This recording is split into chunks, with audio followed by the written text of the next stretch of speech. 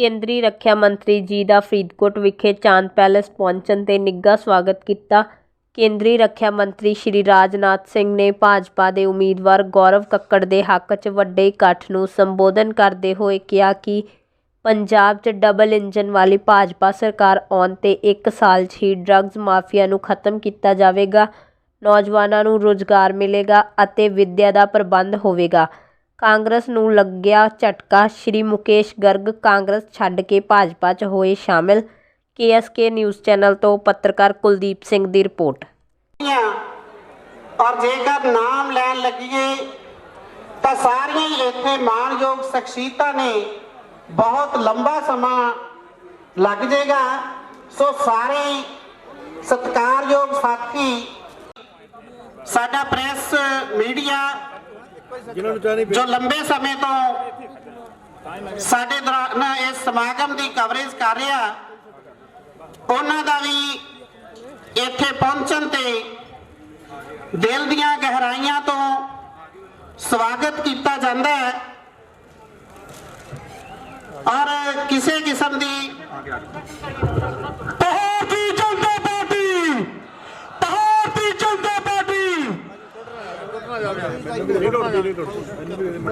नया पंजाब भाजपा दे नाल नया पंजाब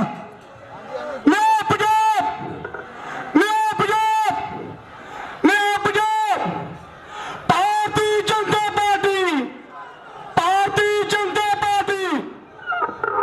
बोले सो निहाल, बोले सो निहाल। साडे दौरान जिन्हां दी असी लंबे समय तो उड़ीक कर रहे सी, मानयोग देश के रखिया मंत्री श्री राजनाथ सिंह जी साडे दौरान पहुंचे है।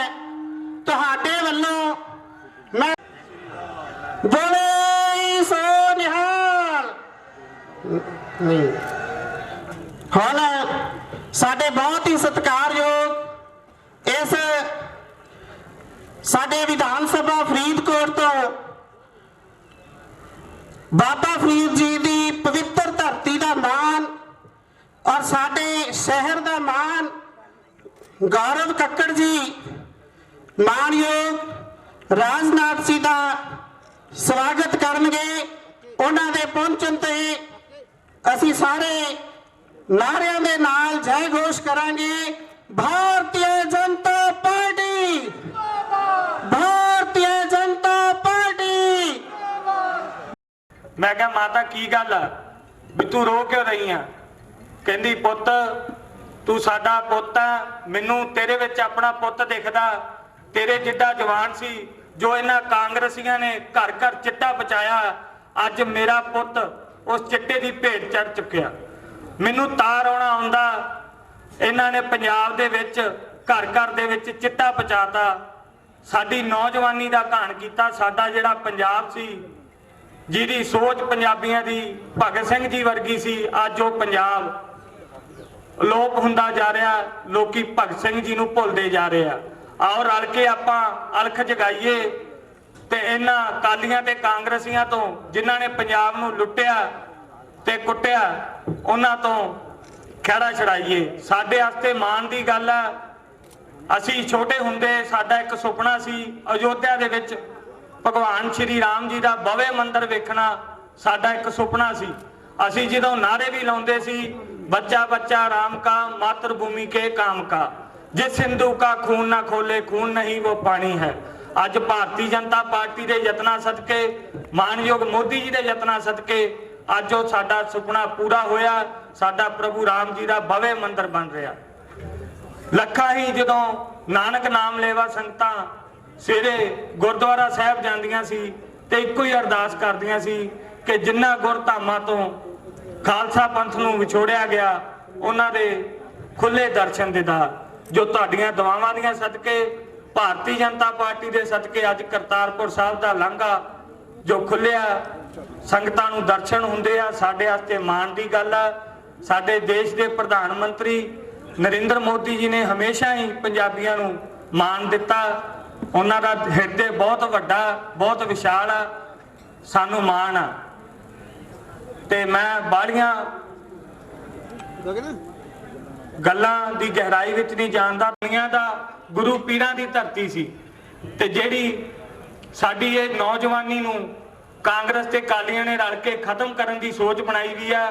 ਅੱਜ ਭਰਾਵੋ ਆਪਾਂ ਨੂੰ ਜਾਗਣ ਦੀ ਲੋੜ ਆ, ਬਦਲਾਵ ਲਿਆਉਣ ਦੀ ਲੋੜ ਆ।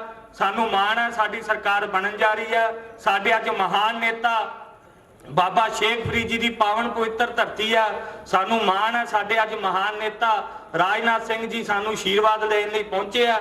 ਮੈਂ ਹੁਣ ਬੇਨਤੀ ਕਰੂੰਗਾ ਕਿ ਉਹ ਤੁਹਾਨੂੰ ਸੰਬੋਧਨ ਕਰਨਗੇ। ਸਾਡੇ ਅੱਜ ਮਹਾਨ ਨੇਤਾ ਜੀ ਇੱਥੇ ਆਏ, ਅਸੀਂ ਉਹਨਾਂ ਨੂੰ ਜੀ ਆਇਆਂ ਕਹਿੰਦੇ ਆ।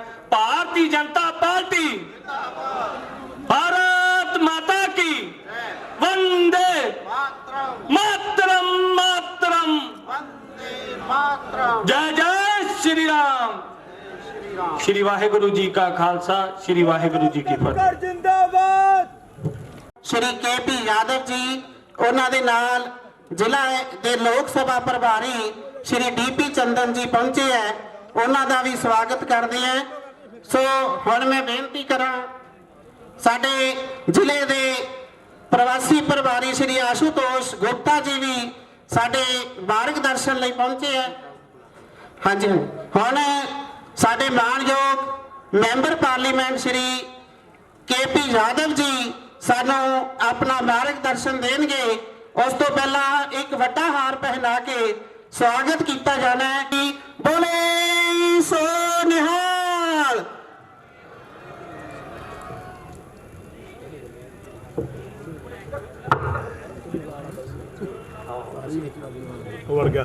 भारत माता की, भारत माता की, भारतीय जनता पार्टी, भारतीय जनता पार्टी।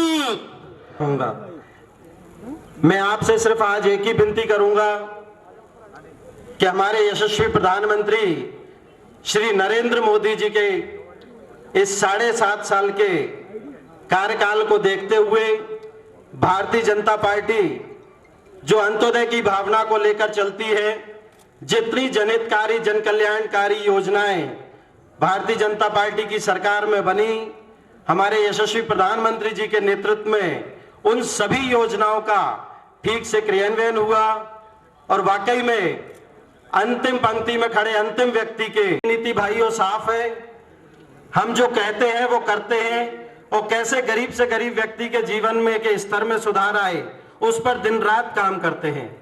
और हमारे यशस्वी प्रधानमंत्री जी के नेतृत्व में देश ने नित नई ऊंचाइयों को छुआ, और उसके साथ साथ गरीब से गरीब व्यक्ति के जीवन में कल्याण हुआ। चाहे हम प्रधानमंत्री आवास की बात करें, चाहे हम उज्ज्वला योजना की बात करें, चाहे हम नल जल योजना की बात करें, चाहे हम किसान सम्मान निधि की बात करें, अनेकों अनेक ऐसी योजनाएं आई जिससे जब जब गरीब, शोषित, वंचित, दलित जब जब उनकी जिंदगी में कठिनाई आती है तो किसी न किसी योजना के तहत ऐसा कोई व्यक्ति नहीं होगा जिसको किसी न किसी योजना का लाभ ना मिला हो। भाइयों, आप सबसे एक ही विनती है, केंद्र में भारतीय जनता पार्टी की सरकार है, और भारतीय जनता पार्टी न सिर्फ देश में बल्कि विश्व की सबसे बड़ी पार्टी है। आज मेरी आपसे विनती है कि केंद्र की सरकार के साथ साथ पंजाब की सरकार भी कंधे से कंधा मिलाकर चले, डबल इंजन की सरकार बने। केंद्र में भी भारतीय जनता पार्टी की सरकार है, और आप सबके आशीर्वाद से मुझे पूर्ण विश्वास है कि पंजाब में भी भारतीय जनता पार्टी की सरकार बनेगी, और पंजाब भी दुगनी गति से, तेजी से, रफ्तार से जो है यहाँ भी विकास होगा। युवाओं को रोजगार मिलेगा, नशे से मुक्ति मिलेगी, भ्रष्टाचारियों से मुक्ति मिलेगी। क्योंकि आपने सभी का शासनकाल देखा है भाइयों, लोगों ने सिर्फ अपने स्वार्थ के लिए, अपने निजी स्वार्थ के लिए या अपने राजनीतिक स्वार्थ के लिए पंजाब का और लोगों का सिर्फ इस्तेमाल किया है। मुझे पूर्ण विश्वास है कि यहाँ का युवा, यहाँ का नौजवान, यहाँ की महिलाएं, यहाँ के बुजुर्ग सभी जागेंगे और निश्चित ही भारतीय जनता पार्टी को भरपूर आशीर्वाद देंगे और गौरव कक्कड़ को भारी मतों से विजय बनाएंगे।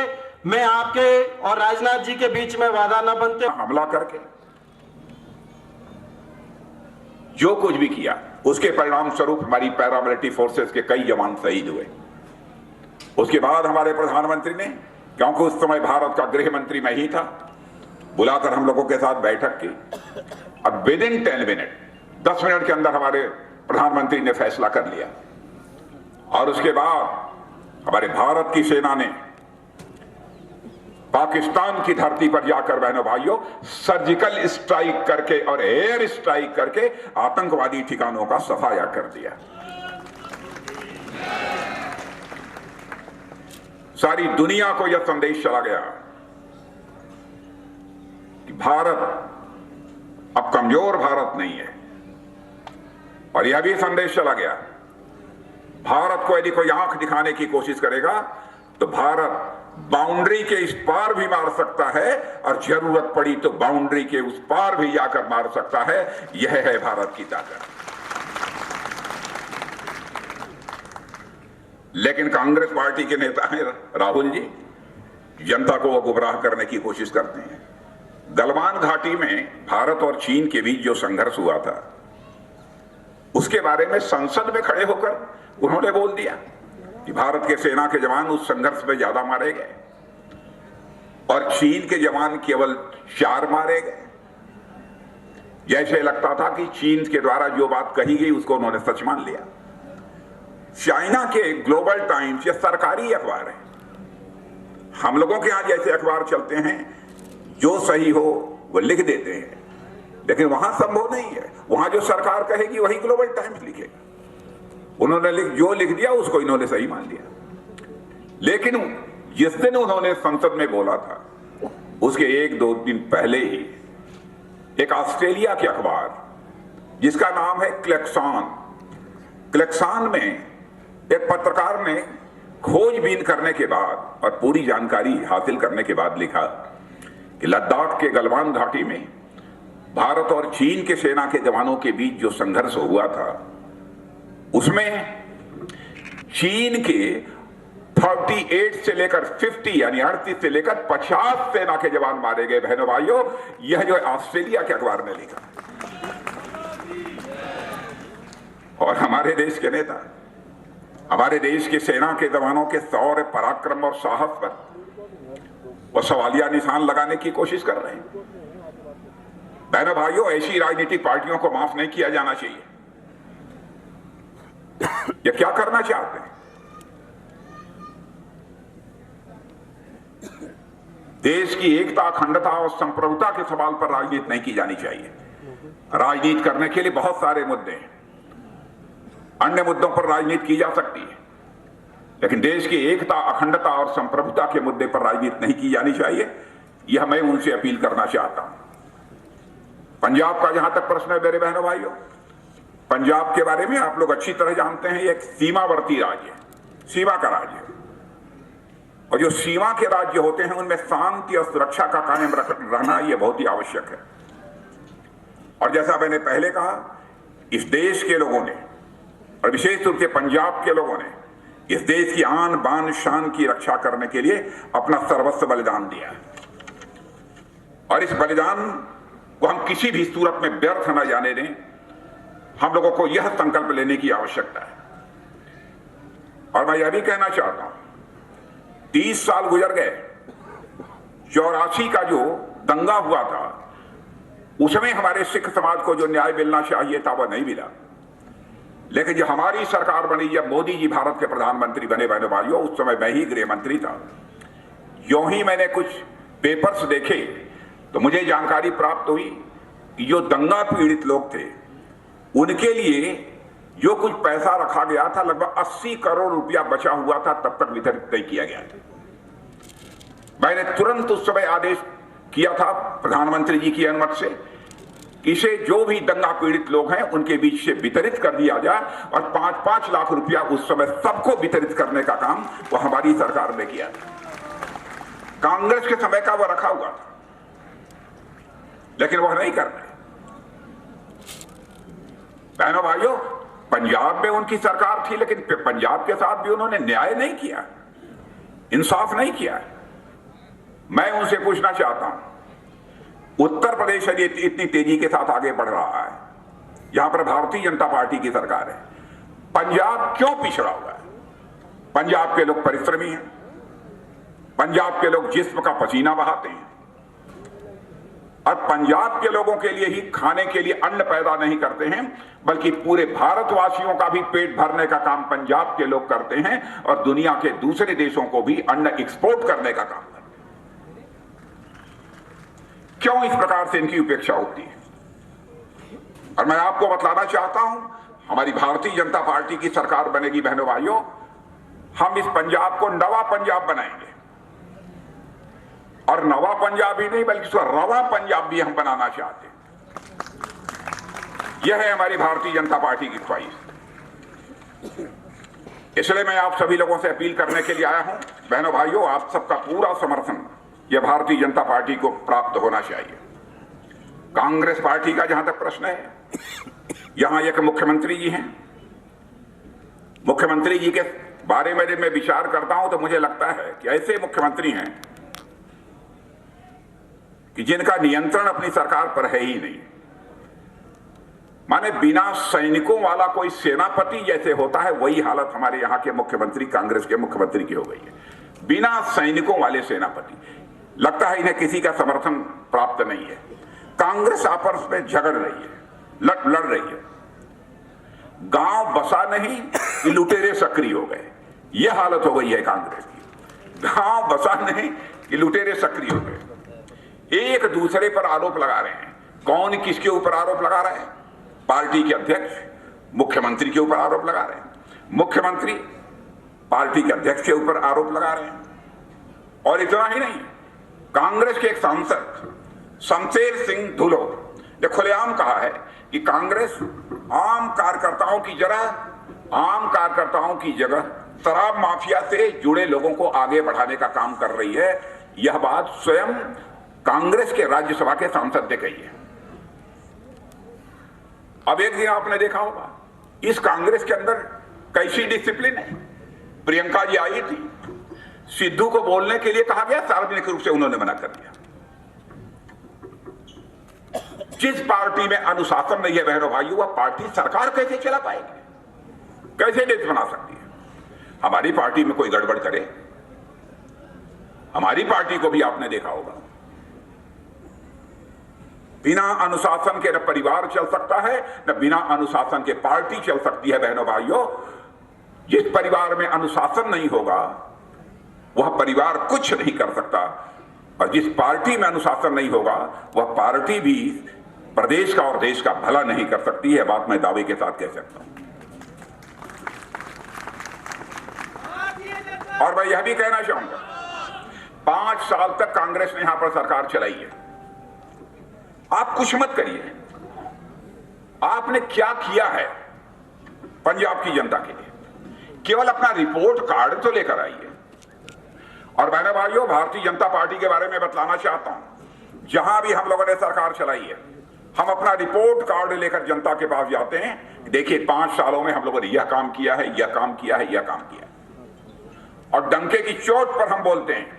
अपने इलेक्शन मैनिफेस्टो में जो भी हम कहते हैं उसका हम अक्षरशः पालन करते हैं और कहते हैं यदि इलेक्शन मैनिफेस्टो में कोई ऐसी बात हो जो छूट गई हो, जिसका हमने न पालन किया हो, आप बतलाइए। हमारे विरोधी पार्टी के लोग भी यह नहीं बता पाते। हम जो कहते हैं करते हैं। पॉलिटिशियंस, नेताओं की कहने और करने में अंतर होने के कारण ही भारत की पॉलिटिशियंस और भारत के पॉलिटिक्स पर जनता का विश्वास धीरे धीरे कम होता चला गया। क्राइसिस ऑफ क्रेडिबिलिटी, विश्वास का संकट भारत की राजनीति में गहरा होता चला गया, और विश्वास के संकट को चुनौती के रूप में किसी पॉलिटिकल पार्टी ने इसे हिंदुस्तान में उसे स्वीकार किया है तो केवल और केवल भारतीय जनता पार्टी ने इसे स्वीकार किया है। बहनों भाई, हम जो कहेंगे वो करेंगे, ये हम करके आपको दिखाएंगे। अब एक यहां पर चला था, कोई कहता था यहां के मुख्यमंत्री बहुत गरीब हैं इस समय के। उन्हीं के पार्टी के एक सज्जन ने कह दिया, उनका मैं नाम नहीं लेना चाहता, कह वो तो करोड़पति हैं, यहां तक कि उनके अकाउंट में कितना पैसा जमा है यह भी जनता के सामने पेश कर दिया। अब फिर भी वही पार्टी सरकार बनाने का दावा कर रही है। क्या ऐसी राजनीतिक पार्टी को वोट दिया जाना चाहिए जो पंजाब के भविष्य के साथ खिलवाड़ करे? इसलिए मैं आप सबसे अपील करने आया हूं बहनों भाइयों कि आप सभी का समर्थन भारतीय जनता पार्टी को प्राप्त होना चाहिए। और एक बात मैं पंजाब के लोगों से कहना चाहता हूं, यहां जितने भी राजनीतिक पार्टियां आ रही हैं वह कह रही हैं कि यदि हमारी सरकार बन गई तो आपको बच्चे को विदेश भेजने के लिए हम आपको आर्थिक सहायता मुहैया कराएंगे। समाजवादी आपने आम आदमी पार्टी ने भी कहा है, कांग्रेस ने भी यही कहा है, शिरोमणि अकाली दल में ने भी यही कहा है। अब जो कहा है, मेरे पास जो जानकारी है उसमें आम आदमी ने यह घोषणा की है कि अगर अनुसूचित जाति समुदाय का कोई बच्चा उच्च शिक्षा के लिए विदेश जाना चाहता है तो उसका खर्च राज्य सरकार उठाएगी। शिरोमणि अकाली दल ने कहा है विदेश जाने वाले विद्यार्थियों के लिए 10 लाख रुपए व स्टूडेंट्स लोन कार्ड जारी किए जाएंगे। और वहीं पर कांग्रेस ने विदेश जाने वाले युवाओं के लिए 10 करोड़ रुपए का विशेष फंड बनाने की बात कही है। मेरा यह कहना है विदेश के प्रति हमारे पंजाब के नौजवानों का आकर्षण इतना क्यों है? क्योंकि यहां पर जैसी एजुकेशन सिस्टम होना चाहिए पंजाब के अंदर, जैसी शिक्षा व्यवस्था नहीं होनी चाहिए वह नहीं है। इसलिए मजबूर होकर हमारे नौजवानों को विदेश में शिक्षा प्राप्त करने के लिए जाना पड़ता है। जो रोजगार के अवसर यहां पर होने चाहिए वह रोजगार के अवसर नहीं है, इसलिए जाना पड़ता है। और मुझे तो जानकारी प्राप्त हुई है कि यहां पर करोड़ों लोग ऐसे हैं जिनके पास विदेशी पासपोर्ट है। क्या बहनों भाइयों इस हालात को हम नहीं बदल सकते हैं? क्या अपने देश के प्रति कैसे आकर्षण बढ़ेगा? सारी सुविधाएं, सारी फैसिलिटी यदि हम उनको यहां प्रोवाइड करते हैं, क्यों फिर विदेश जाने की नौबत आएगी? यहां का एजुकेशन सिस्टम, यहां की शिक्षा पद्धति, क्या हम इसको ठीक ठाक नहीं कर सकते? इस पलायन को भी रोकने की जरूरत है। और मैं आप सभी से अपील करना चाहता हूं कि मेरे बहनों भाइयों, हम लोगों ने इलेक्शन मैनिफेस्टो जारी हुआ नहीं, अभी नहीं जारी हुआ, जारी हो गया। हम लोगों का इलेक्शन मैनिफेस्टो जारी हुआ है। मैं आप लोगों से अपील करना चाहता हूं कि आप हमारा भी मैनिफेस्टो देख लीजिए, हम लोग क्या कह रहे हैं, और उसी आधार पर आप एक बार समर्थन देकर देखिए कि भारतीय जनता पार्टी अपने किए गए वादों को पूरा करती है या नहीं करती है। अब केंद्र की सरकार की बात का यहां पर प्रश्न है, क्योंकि केंद्र की सरकार रहते हुए जो कुछ भी हम कर सकते थे वो हमने करने की कोशिश की है। और मैं एक बात याद दिलाना चाहता हूं, करप्शन का मामला बहुत ही गंभीर है। पंजाब में भी गंभीर है, सारे देश भर में भी इसकी बहुत चर्चा होती थी। और एक बार तो राजीव गांधी जी ने लाचारी व्यक्त करते हुए कहा था, हम क्या करें, 100 पैसा हम ऊपर से भेजते हैं, 85 पैसा भ्रष्टाचार की भेंट चढ़ जाता है, बामुश्किल 15 पैसा लोगों की जेबों में पहुंचता है। यह लाचारी व्यक्त की थी उन्होंने। लेकिन हमारे प्रधानमंत्री ने इस चैलेंज को स्वीकार किया। और बहनों भाइयों, प्रधानमंत्री जनधन योजना के अंतर्गत अकाउंट्स सारे देश भर में खोले गए। आज 100 पैसा यदि दिल्ली से चलता है तो आपके जेब में 100 का 100 पैसा पहुंचता है, 1 पैसा भी नहीं कटने पाता है। यदि करप्शन पर अंकुश पाना है तो बहने भाइयों, भाषण देकर करप्शन पर अंकुश नहीं लगाया जा सकता है। सिस्टम में बदलाव लाना होगा, व्यवस्था में बदलाव लाकर ही करप्शन पर जो अंकुश लगाया जा सकता है। और इस काम को किया हमारी सरकार ने। प्रधानमंत्री किसान सम्मान निधि के अंतर्गत 6,000 रुपया दिल्ली से चलते हैं तो 6,000 के 6,000 रुपया आपके पॉकेट में पहुंचते हैं, 1 पैसा भी इधर उधर नहीं होने पाता। क्या ऐसी योजना यहां की सरकार के पास है? कोई योजना नहीं है। एक योजना हम लोगों की आयुष्मान भारत की योजना। अब पता नहीं यहां कांग्रेस की सरकार थी, उसका लाभ आपको दिया कि नहीं ये तो मुझे नहीं मालूम है। लेकिन हमारी आयुष्मान भारत की जो योजना है बहनों भाइयों, 5 लाख रुपए तक का 1 साल का आपका मुफ्त इलाज किया जाएगा। और मैं दावे के साथ कह सकता हूं, ऐसी योजना न भारत में कभी रही है और न दुनिया के किसी देश में इस प्रकार की योजना है। यदि ऐसी योजना है तो केवल और केवल भारत में, कहीं नहीं है। अब ऐसा नहीं है कि आप पंजाब में रहेंगे तभी 5 लाख रुपए का इलाज होगा। आप दिल्ली चले गए, मुंबई चले गए, कलकत्ता चले गए, चेन्नई चले गए, वहां यदि आप बीमार पड़ गए और आपके पास आयुष्मान भारत का कार्ड है तो 5 लाख रुपए का आपका मुफ्त इलाज किया जाए। ऐसी ऐसी योजनाएं हमारी सरकार ने लागू की। कोरोना, कोविड, यह महामारी बट 100 वर्षों में भारत के अंदर बहनों भाइयों इस प्रकार की महामारी कभी नहीं आई, कभी नहीं आई। आज भी अमेरिका हो, ऑस्ट्रेलिया हो, फ्रांस हो, इंग्लैंड हो, इस संकट से जूझ रहे हैं। आज भी बड़ी संख्या में लोग वहां पर लोगों की जानें जा रही हैं। लेकिन हमारे प्रधानमंत्री ने जो करिश्माई काम किया है कोरोना पर काबू पाने में, उसकी प्रशंसा केवल भारत में ही नहीं हो रही है बल्कि दुनिया के दूसरे देशों में हो रही है। दुनिया के दूसरे देशों में हो रही है। और जिस समय यह कोविड यानी कोरोना आया था, यह संकट भारत में, उस समय तो हमारे पास लोगों को टीका लगाने के लिए टीके नहीं थे, वैक्सीन नहीं थी। दुनिया के दूसरे देशों से हम वैक्सीन मंगवाते थे। आज हालात बदल गए। हम यहां पर भारत में, भारत की धरती पर वैक्सीन बना रहे हैं, भारतवासियों को लगा रहे हैं, और इतना ही नहीं बल्कि दुनिया के दूसरे देशों को हम एक्सपोर्ट भी करने का काम कर रहे हैं। यह जो है भारतीय जनता पार्टी की सरकार है जो इस तरीके से काम करती है। अब जब लॉकडाउन लग गया कोविड के दौरान, बहुत सारे लोग जगह जगह बड़ी बड़े शहरों में जो काम करते थे हमारे मजदूर भाई, उनको वापस लौटना पड़ा। रोजी रोटी का कोई सहारा नहीं था। तो हमारे प्रधानमंत्री ने पहली बार आजाद भारत के इतिहास में इतना बड़ा फैसला किया। उन्होंने कहा कि जब तक यह कोविड का संकट समाप्त नहीं होता है और हमारे सारे मजदूर भाई कामों पर वापस नहीं चले जाते हैं, तब तक महीने में 2 बार उन्हें राशन मुहैया कराया जाएगा, और राशन बिना पैसे के मुफ्त मुहैया कराया जाएगा बहनों भाई। और आज मुफ्त राशन मुहैया कराया जाएगा। अरे कल्पना कोई नहीं कर सकता कि कोई सरकार आएगी इस प्रकार की योजनाएं प्रारंभ करेगी। 80 करोड़ लोगों को महीने में 2 बार मुफ्त राशन मुहैया कराया जा रहा है। और मैंने तो देखा है कुछ स्थानों पर कि मुफ्त राशन ले रहे हैं, खाने पीने के बाद जो बचता है उसे मार्केट में ले जाकर बेच भी देते हैं। कोविड के दौरान यहां पर ऑक्सीजन प्लांट्स नहीं थे। ऑक्सीजन प्लांट्स आपको जानकर आश्चर्य होगा, पता लगा लीजिए, 41 यहां पर ऑक्सीजन प्लांट यह हमारी केंद्र की सरकार ने लगवाया है, हमारे प्रधानमंत्री ने लगवाया है बहने भाई। ये 41 यह कोई छोटी बात नहीं है।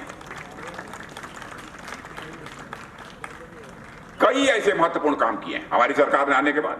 ब्लैक लिस्टेड जो लोग थे, काली सूची में जिन हमारे सिख भाइयों का नाम था, मैं ही गृह मंत्री था बहनों भाई, ब्लैक लिस्ट से हम लोगों ने निकाला है। 314 लोग थे, 314। अब ब्लैक लिस्ट में केवल 2 हमारे सिख भाई बचे हैं, नहीं तो 312 के बारे को हमने ब्लैक लिस्ट से अलग कर दिया। कामों को यदि मैं गिनाना कर प्रारंभ करूंगा तो एक लंबा समय लगेगा। कई ऐसे महत्वपूर्ण काम हैं जिसको हमारी सरकार ने किया है। 1000 किलोमीटर रोड हमारी सरकार ने यहां बनवाई है। अमृतसर में IIM हमारी सरकार ने बनाया है, इंडियन इंस्टीट्यूट ऑफ मैनेजमेंट। सारे देशवासियों को जिनके पास गैस सिलेंडर नहीं था उनको गैस सिलेंडर देने का काम हमारी सरकार ने दिया। भटिंडा में एम्स 2019 में चालू हो गया। किसने दिया? दूसरे पार्टी की सरकार थी, लेकिन हमने यह नहीं देखा किस पार्टी की सरकार है। पंजाब के रहने वाले लोगों का भला होना चाहिए, यही हमारी सोच थी। और इसी आधार पर बिना भेदभाव के जो कुछ भी किया जा सकता है हम लोगों ने यहां किया है। इसलिए मेरे बहनों भाइयों, मैं आप सभी से अपील करने आया हूं, आप सभी का समर्थन भारतीय जनता पार्टी को प्राप्त होना चाहिए। और हमारे यहां के प्रत्याशी गौरव जी कहां हैं? गौरव कक्कड़ वैसे ठीक ठाक हैं, शरीर वगैरह से भी ठीक ठाक हैं, बोलते भी अच्छा है, मैंने देखा। तो बहनों भाइयों, मैं आप सभी लोगों से अपील करना चाहता हूं कि आपका पूरा समर्थन भारतीय जनता पार्टी को प्राप्त होना चाहिए।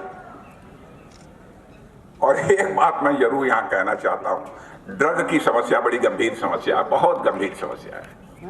ड्रग खनन माने माइंस, मेरे बहनों भाइयों, ज्यादा तो नहीं कहूंगा, ज्यादा तो नहीं कहूंगा। 1 साल में देखना, हमारी सरकार बनने के बाद 1 साल में, 1 साल में देखेंगे कौन हिम्मत करता है खनन करना, अवैध खनन करने का, और देखते हैं कौन यहां पर ड्रग का और नशाखोरी का व्यापार कर पाता है। ये आम आदमी पार्टी, जो आम आदमी पार्टी कहती है हम नशाखोरी पर प्रतिबंध लगाएंगे, ड्रग्स के व्यापार को हम रोकेंगे। बहनों भाइयों, दिल्ली में गली गली में, मोहल्ले मोहल्ले में ये शराब की दुकान खोल कर बैठे हैं, यहां पर आकर वो नशाबंदी करेंगे, लेकिन अवैध ड्रग का व्यापार तो हम नहीं चलने देंगे। भले ही यहां कुछ लोगों को बुरा लगे, ये हमको मंजूर है, लेकिन हम ड्रग का सेवन पंजाब के बहादुर नौजवानों को नहीं करने देंगे। बहनों भाइयों, किसी भी सूरत में नहीं करेंगे। पंजाब का जवान भारत की ताकत है, भारत का की शान है, उसको उसकी जिंदगी के साथ हम खिलवाड़ नहीं करेंगे। इसलिए इस अवसर पर इससे ज्यादा कुछ न कहते हुए मैं आप सभी लोगों से निवेदन करूंगा कि आप श्री गौरव कक्कड़ जी को अपना मत देकर भारी मतों से विजय दिलाएं। आप सबको बहुत बहुत धन्यवाद। भारत माता की, भारत माता की, बोले सो निहाल।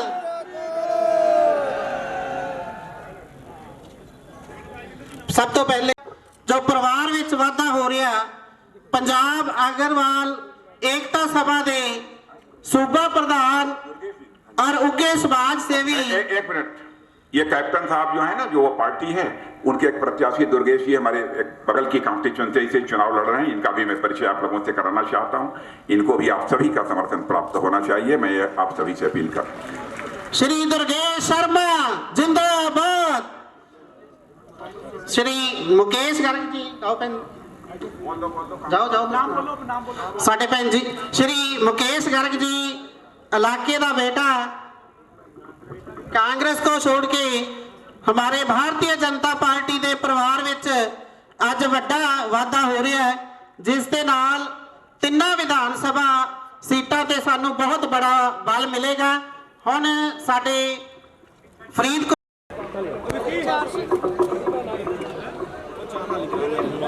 भारत माता की, भारत माता